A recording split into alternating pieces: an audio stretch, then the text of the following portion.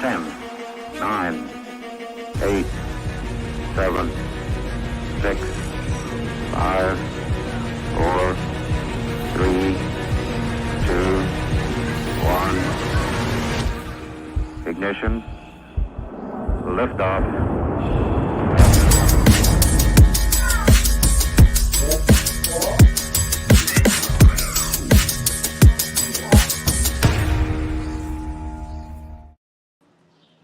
What's up, guys? Happy Sunday. Bree Mott here. Long time no see. I hope that you all are nursing your Belmont Stakes Day hangovers, whether that's just tired and bedding or you have an actual hangover.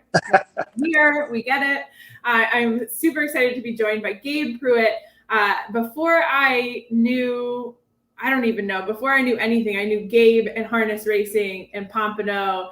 And you go 2 and 2 together, but I think you're like my harness racing contact. So I'm really excited to talk to you. How are you doing today? Thanks so much for coming on. I'm doing well. It was a big day of racing action. We had a lot of stakes on the harness side as well. So it's great to be on with you, Bree. Yeah, so you've got some stakes today. There were stakes yesterday. There was a huge monumental moment that, just added to already the Belmont Stakes win with a female trainer. So it was the first female in history to win. What do they call it? It's the Fort Erie Challenge. What is it called? I'm not sure on that. Okay. The Battle of Lake Erie. Sorry. Here we go. Yeah, she was the first driver, Lauren Tritton, to ever drive in the race, and she won it 18-1. So big upset. She drove perfect. She had the horse perfectly spotted, and he responded. So that was great to see. Yeah, and we're going to talk about all the elements of harness that I can come up with enough questions to not ruin your Sunday here. But one of the coolest things I saw, which is the little things, like she had a pink sulky. So it's not a chariot, guys. It's called a sulky, and she had a pink one. And I want to dive into some of that side of the harness racing. But yeah, so the reason that we're here, exciting announcement if you all are tuning in for the first time. If you don't know StableDuel is now offering for the first time harness racing. So I am completely new to the harness world in the sense of I've done a little gambling myself. There's $100,000 guaranteed at Mohawk on Mondays, which is one of the standardbred race courses up in Canada. I've chased after that unsuccessfully a few times, but I'm hoping that this conversation today sets me up. But in the StableDuel app, there is a free contest today at Mohegan Pocono Downs. So get in there if you haven't. Completely free to download, and this contest is free to play. Payout of $200 going to the top 20,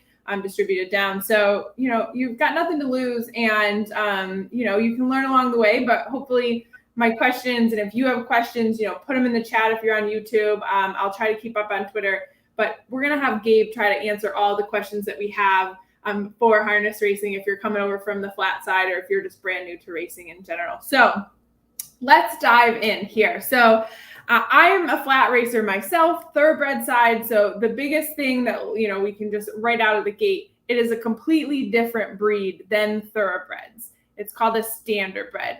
Just on the surface, Gabe, what is the difference between a thoroughbred and a standardbred?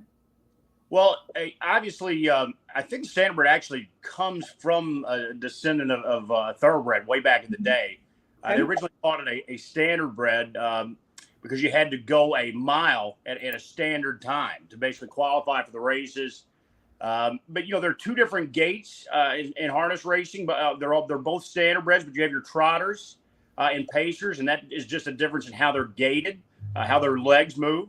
For instance, pacers are in unison on the same side. Their front left and rear left leg moves forward, and vice versa. At the same time, and trotters are diagonally gated. So they're both standardbreds, and a little bit odd from the thoroughbreds. Our breed, it used to be a lot bred for durability. They used to have a lot of heat racing. They'd race 2 or 3 heats in the same day. Over the last couple of 2 or 3 decades, it's become much more of a speed game. So the game is really changed. So instead of big durable horses, we're breeding more sleek, athletic type animals. And you see really on an annual basis, the world records, the track records, they just continue to be shattered because the breed really is still evolving quite a bit. Yeah. Yeah. We can go down that rabbit hole on the thoroughbred side too. I think everything is for speed at this point. So interesting to hear that on the standardbred side and the harness racing side. Okay. So That's something to know. So trotters versus pacers. So when you're looking at a race, does it say, under the race name, which one it is? It's a trotter race or it's a pacing race? Yes, it does. It will say right at the top of the page. In fact, oddly enough, I have a program page right beside where I'm sitting right now. Right at the top, 1 mile pace there. That's where you'll see it, right at the top left of any program. There you go. So we're going to look at this one because we are going to talk about the PPs a little bit and how they're different. So you can see up top, this is Pocono Downs. This is today. There are free PPs. We'll put the link in the chat over at penhorseracing.com. They're awesome. So they give you free programs to take a look. Again, guys, nothing to lose here to try harness out for the first time in the StableDuel app. Or if you're not playing StableDuel, first of all, shame on you, but that's okay. Take a look at the program, throw some wagers on your traditional ADW or just play along and watch, wherever it is to watch if you're not playing the StableDuel app, yada, yada, yada. So, okay, so up top, we're looking at race 1, Pocono Downs, and you see pace. So that's where you'd see it. And so what would it say if it's a trotter race? Trot? Yes, it would just say trot. They're going to say one or the other. And all, you don't switch. I mean, a trotter races against trotters all the time. Pacers, of course, race against pacers. And that's something that you teach them when they're young, which gate to do, or they kind of... Years ago, there had to be a lot of education to it. These days, again, the breeding has evolved so much that the horses, even when they're first trained, they're almost trotting or pacing from day one, for that matter. Pacers always wear the hobbles on their legs. For the 99.9%, they wear the hobbles you'll see on their legs, kind of the piece of equipment to keep them on gate. Trotters typically, at least for the majority, they race free-legged without the equipment on their legs. You can put trotting hobbles on if you wish, but you'll see that as a big difference between those two as well. Oh, cool. Okay, well, we're going to play a race in a little while, and we're going to walk through how it works, and again, we're comparing this to the thoroughbred and the flat side. If you are a true harness fan and you know all this, follow along, laugh at me, whatever you want to do. But this is for anybody that's new for the first time. And I'm excited to kind of walk through it because there's a lot that's different. There's the starting gate. Isn't really a starting gate. What do you call it? We do call it a starting gate. Okay. In fact, so yeah, that's it. That's cool. And that's it. Actually, if you ever come out at any of your local harness track, most places you can get a ride in the gate if you happen to know somebody. So, we used to enjoy doing that with people down in Pompano. We'd put them in the gate for a race and they'd get some cool footage. And, that's always good. It always gets a lot of traction on social media when somebody gets in the gate and gets a video. It's the best seat in the house. I mean, the gate literally patrols the race. So you're alongside the action. Yeah. Well, here, I'll just show that. So this is what we're talking about right here. A lot of times there's a truck. This looks like that looks like an old caddy right there. My goodness. All class of the Red Mile. That would be about a 94 Cadillac DeVille, it looks like. I hope that the seats are a nice plush, navy, carpeted. I like it. All right. So maybe we'll have to do when we have Red Mile and StableDuel, one of the winners gets to get in the car and ride along. So exciting stuff. All right. So we just talked about the standardbred versus the thoroughbred. We talked about pace. So that'll be cool. So if you're watching a race, see if you can tell outside of the program if it's a pacer or a trotter. With the hobbles you talked about, but also, one, you're looking at the left side going with the right side in cadence, and then it's really the opposite for a trotter, right? So pacers are the same side, and trotters are the diagonals. That's correct. Okay. One thing, so for me, I used to ride standardbreds that got off the track and they became trail horses, and this is where I learned to ride. I will tell you, and maybe we'll have to do a video of this.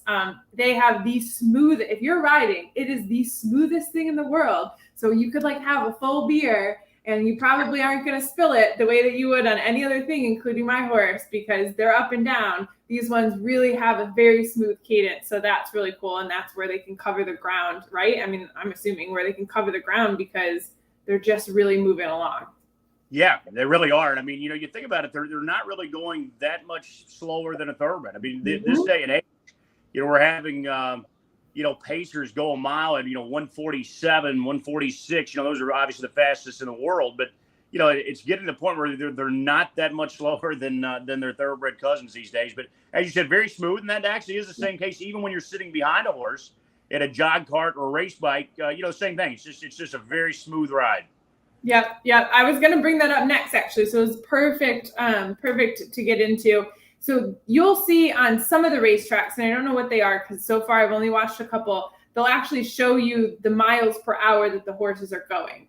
And in that, you'll notice that they are as fast or almost as fast as the thoroughbreds coming out of the gate. So that's really cool. And plus, you'll see the times just as you do on the thoroughbred side at the quarter, the half, and so on and so forth. So a little bit different to get in kind of get your mindset. You're not looking for that 48 necessarily at the half. So don't think that it's super fast or super slow, but you'll catch on as they go. So what would be like a good time at half for, is it different for trotters and different for pacers? What would be like a regular good pace, not too slow, not too fast at the half? Like pacers would be just slightly faster than trotters. There's not a huge difference, but the fastest trotters of all time, like a 149 mile, and again, fastest pacers like a 146. So, it's not a substantial difference, but pacers would be just a smidge faster. Fast fractional time, these days, probably a sub 55 half. If you see 53 and change, 54 and change, they're getting down there pretty quick. Okay. That obviously, just for the thoroughbreds, pace makes the race. Yep. So, when you see a quick half like that pop up, it obviously, sets the stage for the closers to try and cut into the margin. Yep. Okay.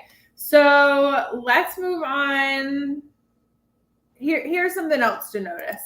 This is very different from the thoroughbred side and was confusing early on. And the group at Pennsylvania Horse Racing put this together, so shout out to them. But this is also in the StableDuel app. You'll see that the saddle towel colors are different than what they are on the thoroughbred side. I mean, not really going to ruin anything that you're doing, but it is a difference to notice, and you'll see that. So obviously the 2 on the thoroughbred side is not usually blue. That's usually the 3, so on and so forth. So we'll throw this up on the StableDuel Twitter. It's on our Instagram, but if you wanted to take a look there and just see the differences, but that's just one of the glaring differences on the harness side.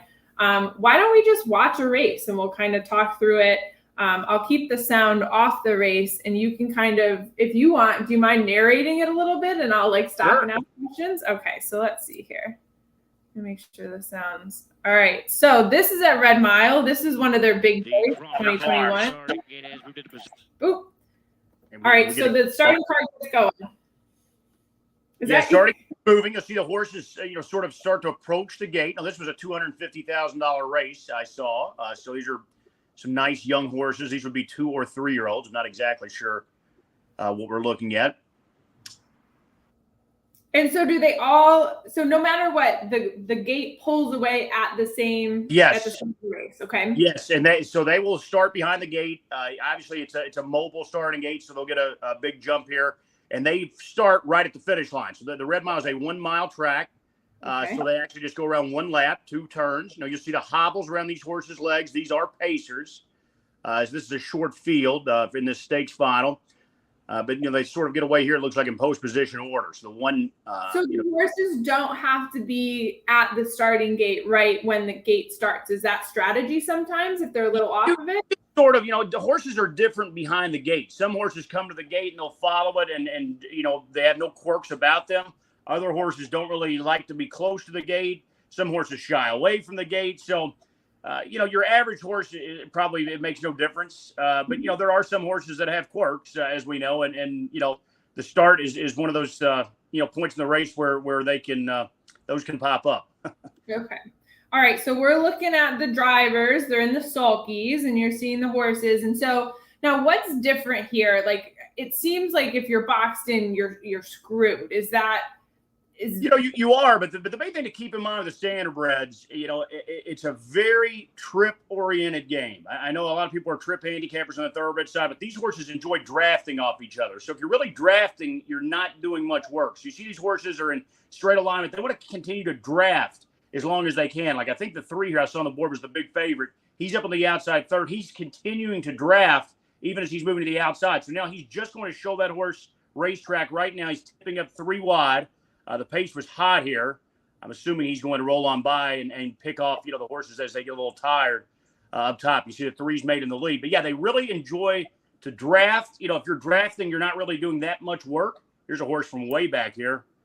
Yeah, so I want to pause. So when you say draft, you're saying, get behind others for the wind getting in your way. Think of NASCAR. Exactly. Yeah, they like to draft and follow. And the longer you can follow, the less, hard work you're doing, so to speak. So, the horses that are on the lead, taking all the air, the horses that are first to move on the outside, taking the air, they're doing a lot more work than the horses that draft, so if you were to move in the outer flow and say you're second over, as they would call it, behind the first horse to attack on the outside, you almost kind of get teed up nicely if that cover flow is live on the outside. So you really want to draft. And, when I'm handicapping, a lot of times horses may once start get a perfect trip, so to speak. They'll be drafting and they'll win a race, or they'll get, a terrible trip, may get parked out on the outside. And, it's really, week to week, start to start, those trips can mean a whole lot.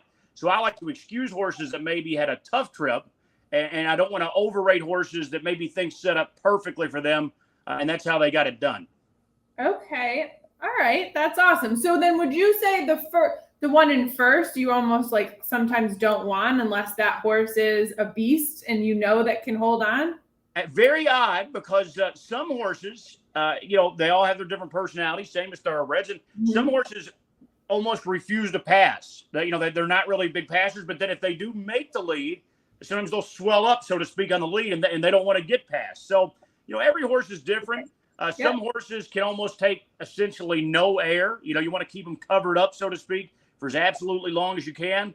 Other horses, it doesn't seem to bother as bad. So it just really kind of depends on, the style of the horse, I would say. But, just in general, it's much easier to draft and follow along, than it is to be doing all the heavy lifting, so to speak. So, huge difference, just light bulb went off. We talk about kickback all the time in the thoroughbred side, and then the fact that you don't want to be behind all these horses, it's completely different on the harness side. You want to be there because that's giving you an easier trip realistically, and the kickback probably is next to nothing, right? Yeah, it really is. And it is a speed game. So, given a normal pace of a race, it's still better to be out there forwardly placed somewhere. But, if you could be, say, sitting second or sitting third there on the inside, you're close to the action. You get to draft along. You get teed up, so to speak, pretty well. Okay, awesome. This is very interesting. All right. So Peter Aiello, who I know that there's a harness rival there because you two went toe to toe in an actual race. But so he brought something up, which a fan asked a question on, is when it looks like when the drivers are doing this, like, what is that about? And so I wanted to pause it, and I'll go back just slightly because I went back too far, but you'll start to see not the 3-horse that's coming up, because it's probably in the clear. You see a little bit of bounce, but you'll start to see other drivers do that motion, right? So they're kind of like going like this. What is that about? So when you have a horse, when you're holding a horse with the reins, you're holding that bit in the horse's mouth. So when you can kind of apply pressure, with your hands, so to speak, to kind of keep that horse on the bit, jerk the bit in the horse's mouth. And the longer, if a horse is on the bit, he's going to keep pacing forward, keep going for you. As a horse tires, he sort of wants to let go of the bit, so to speak. So, you see a guy with, working his hands where it looks like he's almost grabbing a horse up, even, momentarily. It's to keep that bit, try to keep that horse latched on that bit, to keep his mind on his job.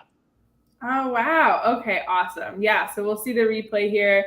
Slow it down. You can see, there you go. You can see a little bit of the back and forth here. And really, the 3 almost got caught by the 5 there. You may have that. I don't recall this race, oddly enough, it was just a couple years ago, but that is very tight. There's a little outside bias to the Red Mile. So those two gentlemen are probably discussing who they think won the race around the first turn. I love this so much. All right, so let's talk about the weights of the drivers. I'm sure that it's different. Is there allotted weights in general? Is there not? What is the allotted? What is the goal weight? What's it like in the driving world? The drivers, the weight is listed in the program. Obviously the top shelf of the industry, they are, look like, as you would expect, athletic, fit, not heavy guys. But, there's no weight restrictions. You'll see guys that, may not look like your prototype driver out there, but the best of the best, it certainly does make a difference. So all of the top shelf guys in the entire business are maybe not as short as you would see a thoroughbred jockey. Plenty of the best drivers in the world. Dexter Dunn's as tall as I am. He's 6'1" probably, but he's probably $160. He's very thin. So, height's not such a big difference, but weight, would come into play, no question. And I'm assuming it's this right here. It's the 150, 152, 156, kind of in the, okay, so that's the weight of all right.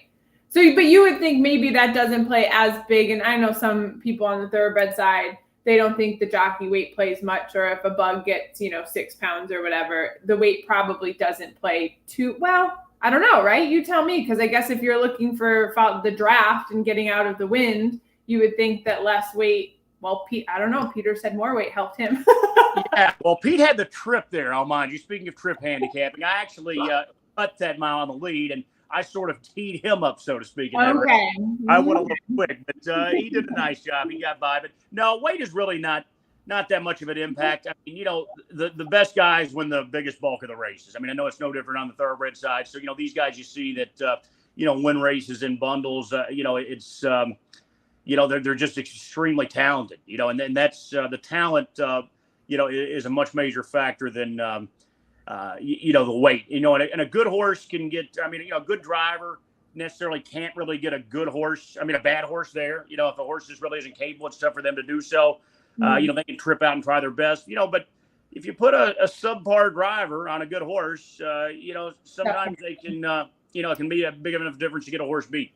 Yep, understandable. Okay. One of the other things that we don't see on here is the distance of the race. And that's because that's a little bit different than the thoroughbred. Are they all 1 mile races, or the majority of them are 1 mile races? 99.9%. I do see some tracks here lately that are playing with some special distance races, but 99% are all at 1 mile. Now, the big difference is you've got different size tracks. Like we just watched a race here at the Red Mile. It's a 1 mile racetrack. They start at the finish line, and they would go 1 lap around and finish. So there's only 2 turns.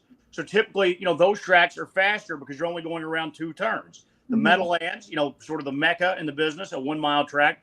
Pocono Downs, it was like Pompano. It's a 5/8 track. So they actually go like a lap and a half. Start on the back stretch. They go around, the 1 turn, 2 turns, and then 3 turns. Okay. They hit the stretch. So 5/8 tracks in general, not quite as fast as a mile track. And then, of course, you've got half-mile tracks as well, such as Northfield Park, where you go around 2 full laps, so 4 turns, so to speak. So you're not in straightaways quite as much. So, typically, the smaller the track, it's just a little bit slower, for the horses, the more turns they have to work their way through. Okay. That's fun. And I think we'll probably have some Northfield games. So that'll be fun to see. The double turns there, the 4 turns, two times around, which would be 4 turns. Okay. And so I don't know if you saw, but there's always the debate of the wire to wire. And I feel like at Red Mile, we can say it's actually wire to wire is what these races are if a horse comes out on the front and finishes. So something to note there, peeps. All right. So what's next here? So let's go into the PP. So we just talked about that 99% of them are 1 mile. You could say that these races are a little bit easier on a horse, so they actually can race more frequently. Would that be a safe thing to say? Absolutely. Standardbreds, fortunately for us on our side of the game, we really don't have any they're very durable. It's extremely rare to see some sort of injury on the track. I can count. I've been calling races and betting races and everything on this side of the business for a long time. I could count on one hand the amount of times I've seen a horse get injured in competition. It's just extremely rare. They're very durable. They typically race once a week. A lot of times we'll give a horse a week off, maybe once every 4 or 5 weeks. But, you can get right back in the box. Again, just very durable and a quick recovery time. So that's, they're amazing athletes. Yeah. Well, that's fun to see. And that's another side of the handicapping that'll be brand new for a lot of people, because you can see these horses run, week after week. You see them run against each other quite frequently. It's almost like an Assiniboia Downs thing. But so, yeah, you can see here, and it's super small, but you can see the dates like May 6th, May 13th, May 25th, June 1st is Bettina, the 2-horse here in the first race tonight at Pocono. So you're going to see a lot more frequent runners against each other. Yeah, and one thing too, on just a handicapping note, when you're taking a look at the harness races, missed time is a little bit of a concern. If they've missed 3 or 4 weeks, a month, a little bit of a red flag. Why was that horse off? So if you're handicapping, they need to stay race tight, and continue to race to stay in their, peak and prime condition.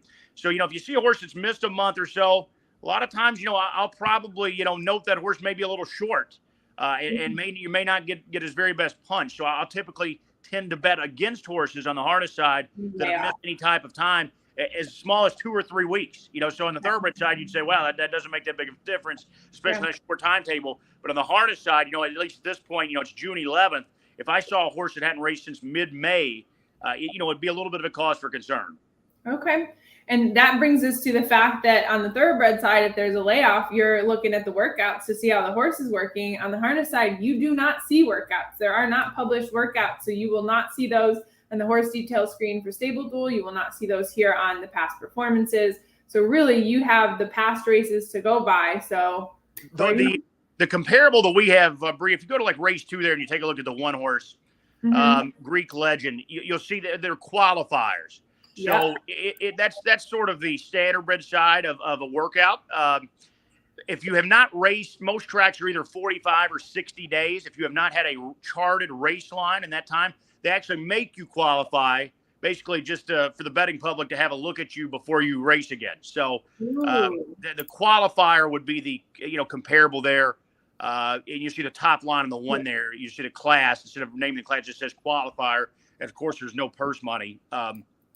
So that's the equivalent to a workout on the thoroughbred side.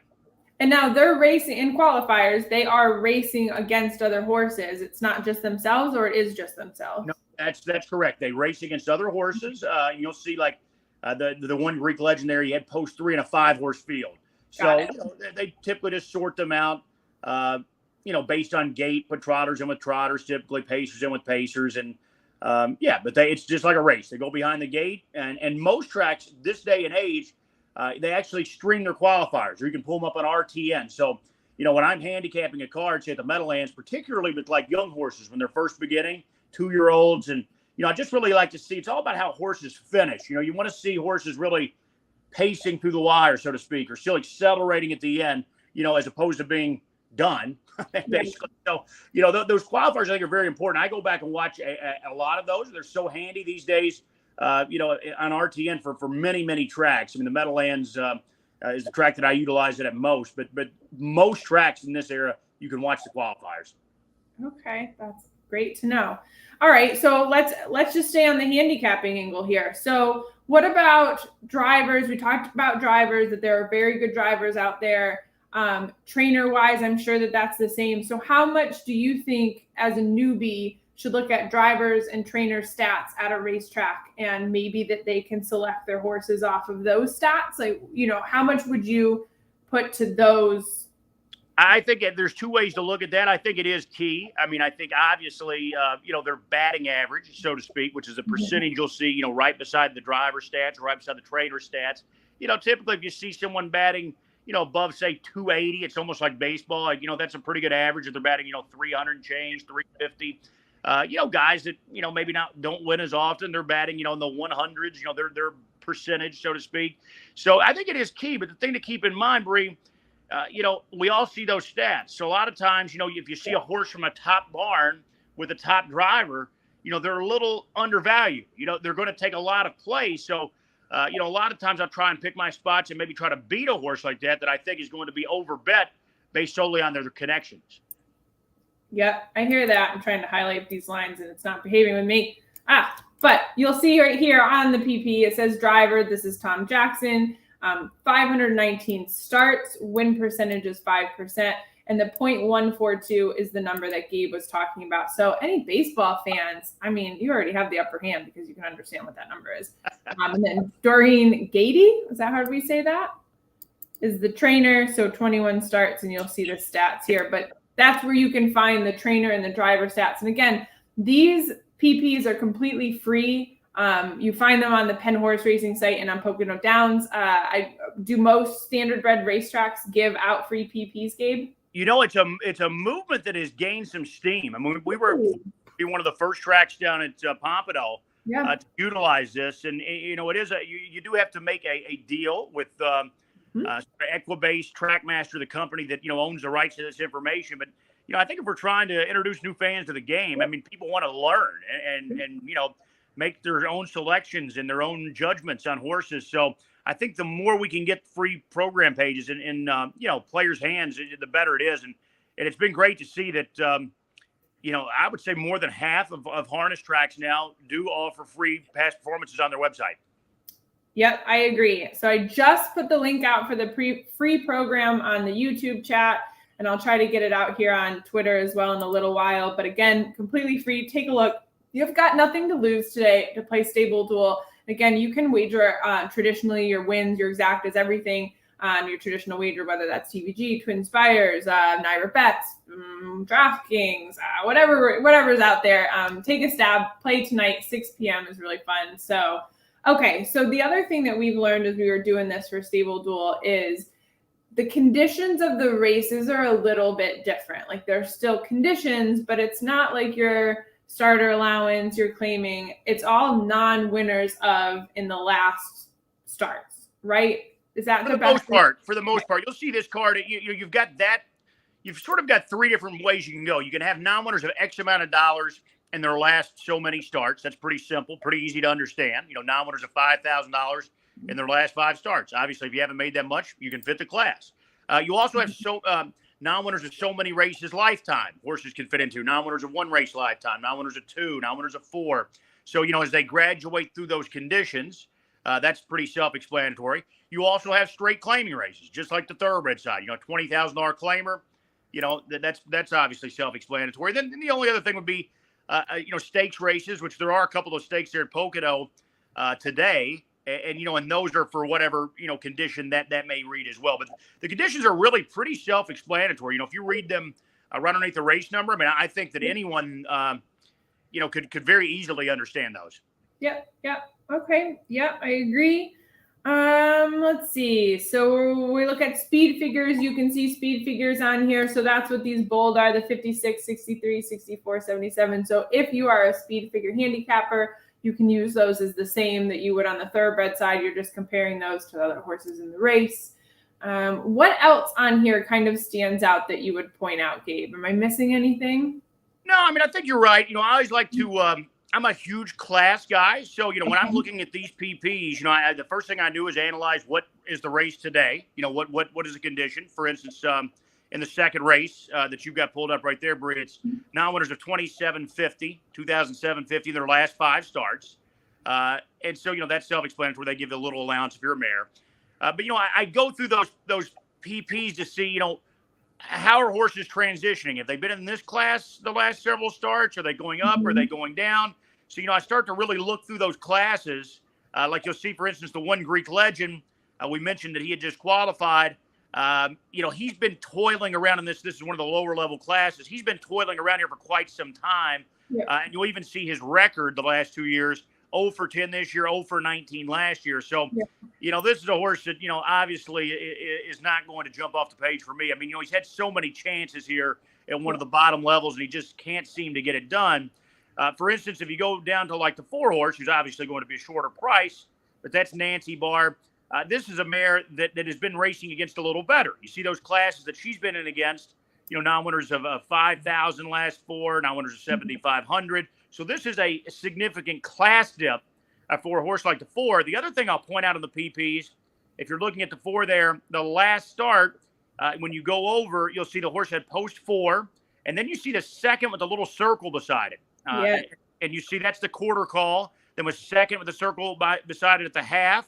Second with a circle beside it at the 3/4. Well, that circle indicates that horse was on the outside. So, it's going a much tougher race. Got it. Through path. They're having to travel a lot further.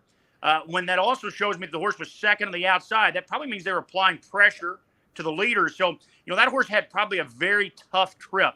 I would assume last time. Got a little tired late. So it really may not have been that bad of an effort. It's just the horse took all the worst of it, so to speak. Now you're getting a class dip today as well. Yeah. So, a lot of times I think horses that are dropping in class that are dull are bad bets because I think they get overbet and they're just not sharp. They're not in great form, same as the thoroughbreds. But, if you see horses like that almost have an alibi for why they're dropping in class, a tough trip or what have you. I don't back up typically on those horses. I have no problem backing a horse like that. Yep. Well, we look at trainer and driver stats here. You're looking at a trainer that has a win percentage of 17, a driver that's got a 12% win. So other things to incorporate in your handicapping there. But one other thing I saw as I was looking at the Pocono card here is this name right here. And originally I was just thinking, it's got to be a stallion that, all of these offspring came out of. But it looks like Hanover is the breeder and they carry the name into most of their offspring. Is there a lot of that in the standard bred side, or is that just a Hanover thing? Well, there are other farms that do the same, not really to the extent of Hanover. Hanover is the leading breeder in harness racing, and they have been for years and years. They're located in Hanover, Pennsylvania. And even someone that's just vaguely familiar with the harness side seems to, they bet a Hanover probably before some race. I mean, they're all over the place. They breed, a tremendous amount of horses every year. So some very good horses. And you really see them pop up. I mean, any given card. I mean, they're double figures usually of Hanovers anywhere you look. I mean, they're just all over the place. And that's, due to the sheer volume of horses they breed. Well, that's actually another big point. Ooh, got some comments here. Very different from the thoroughbred side is the breeding industry on the standard bred side. So where thoroughbreds do live cover, which I'm not giving you a birds and the bees, guys, if you don't know it, but it is a live breeding. That is not the case on the standard bred. It is, I literally graduated with animal sciences, so I should know the word, but it's artificial insemination. So it's kind of just done scientifically. So sperm is frozen. So what they can do is out of one stallion from one, I feel like I shouldn't be saying these words on these live streams, but for one thing, you can get hundreds of, I don't know, how many? One vial. One vial. How many samples can you get? Is it hundreds or thousands?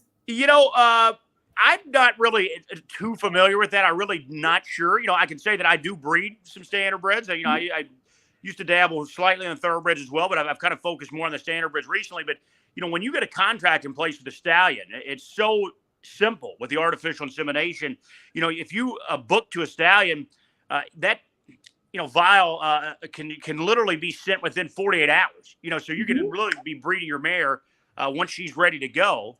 And I leave that to the experts, obviously. But once she is ready to go, you can have that process taken care of in literally 2 days. Yeah.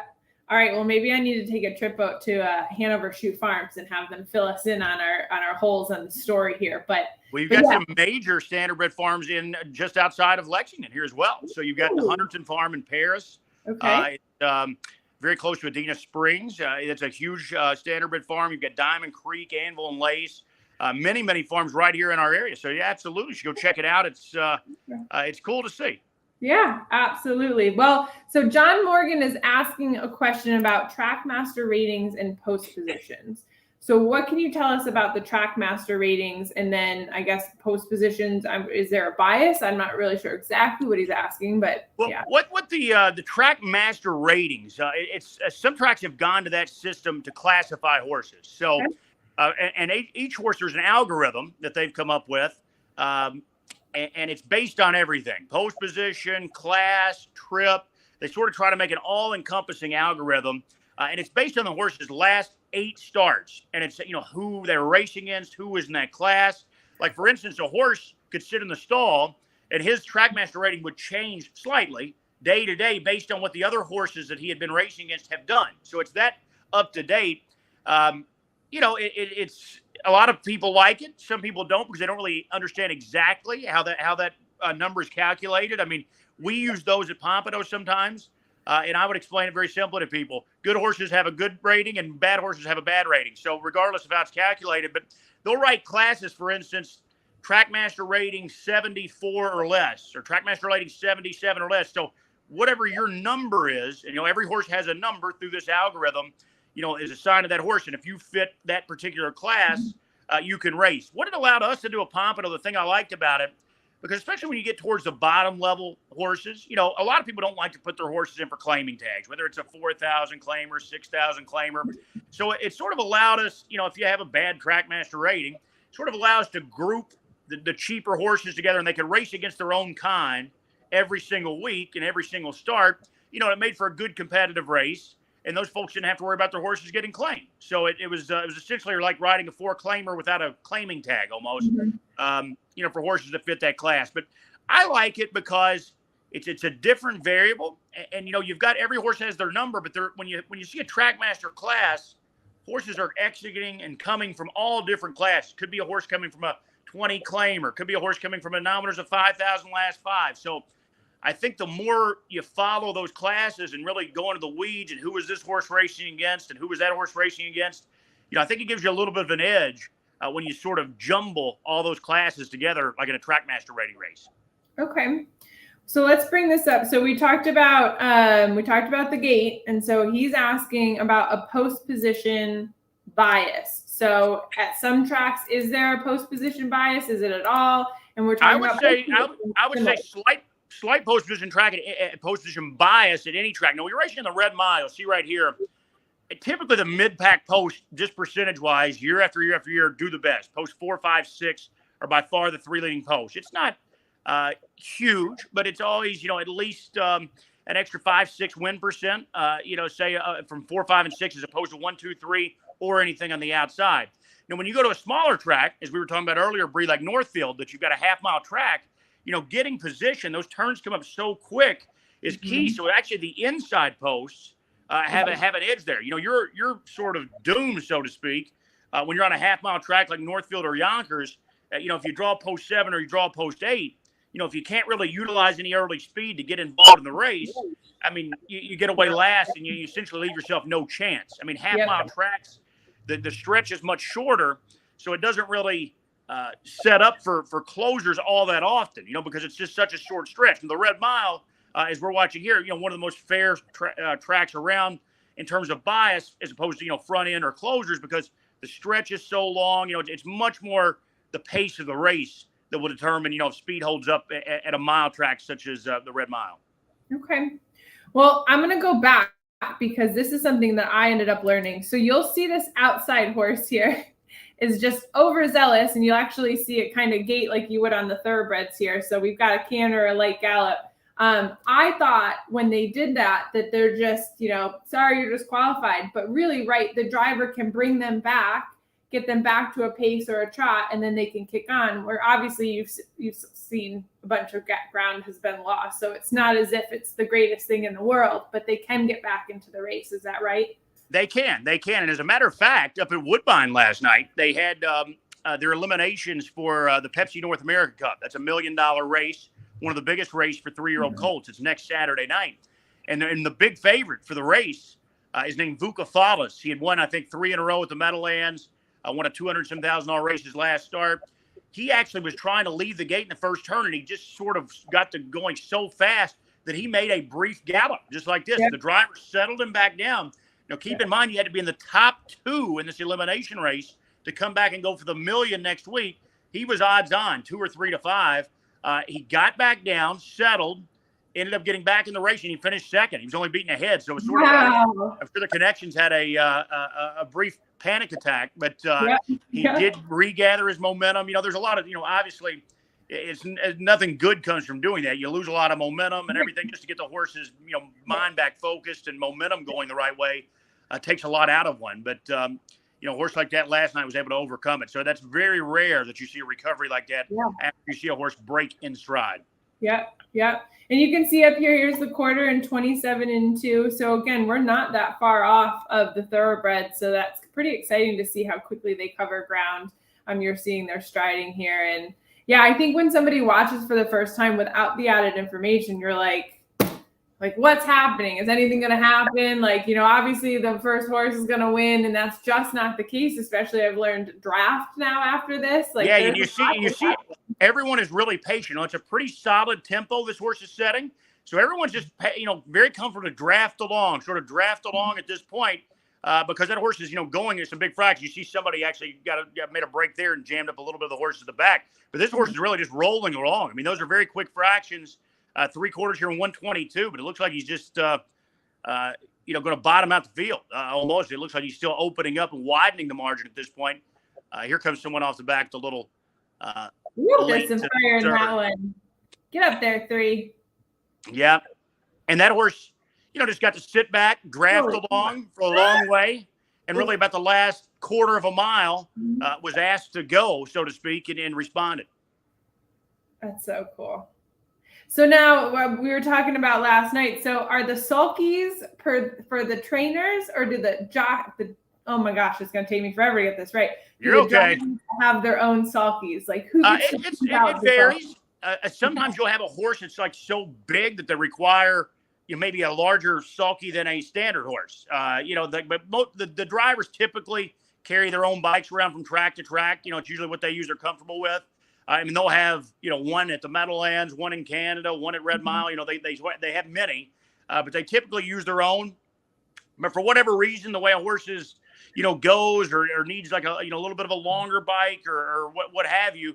At times, trainers will use their own, and the drivers will just use the bike for that particular horse. Okay, very cool.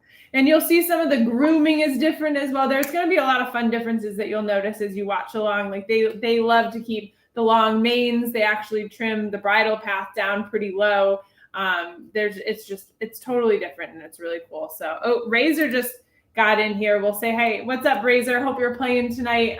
He's a big bettor himself, so we'll get him over to the harness side here. So John said, thanks for the great answers about the TrackMaster rating and the post position. So yeah, I think that's a great start. I learned a lot already. I know I'll probably rope you in the future as I start probably hopefully winning money, but as I lose money, I'm going to be like, all right, I need some more Gabe knowledge here.